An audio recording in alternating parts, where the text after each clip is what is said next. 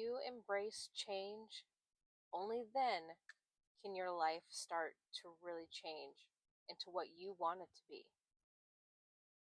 Change is very scary, and it is for a lot of people, myself included, because the unexpected is scary. We crave comfort, we crave familiarity, we crave knowing what's going to happen. We don't like being surprised, as much as we might say it.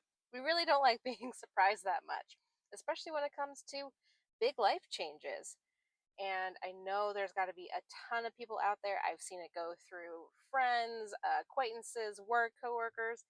There is so much change and so much awakening happening in the world right now. And people are scared. They don't know what to do. They are panicking. They're, thinking that everything around them is breaking. They're not sure what to do, where to turn. Everything seems so negative, and all this hype and all this anxiety is coming out of them. And that's an energy that we feel in the world. As I talk about it, I can feel like my anxiety creeping up, even though I'm here to say that if you don't embrace that change, if you don't pause, take a breath, and let things happen the way that the universe, that nature wants them to happen, that resistance is going to build more anxiety, more frustration, more worry. And you don't really want that. You know, we all go through life saying, man, I wish I had this, or I wish things were this way, or that, whatever it may be.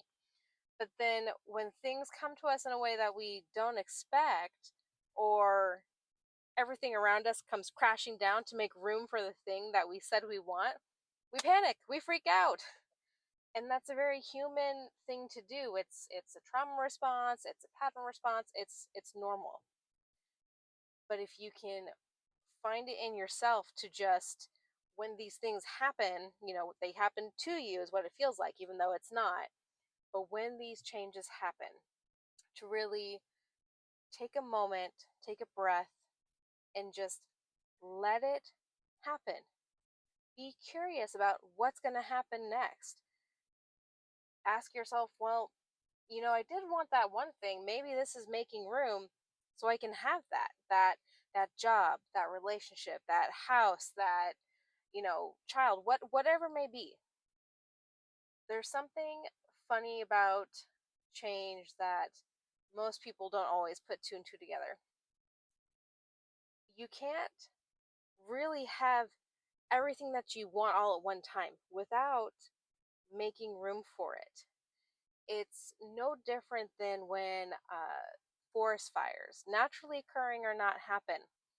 In order to make way for new growth, for new life, things have to fall away, things have to change.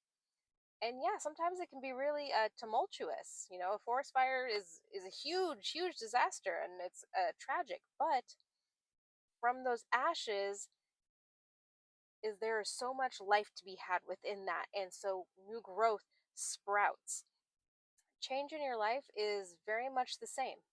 From all the stuff tumbling around you, maybe it's a relationship that fell apart, maybe it's a job that all of a sudden you're like, oh my gosh, I cannot stand this anymore, and it's getting harder and harder and harder to cope with. Or maybe it's a family relationship, maybe it's where you live.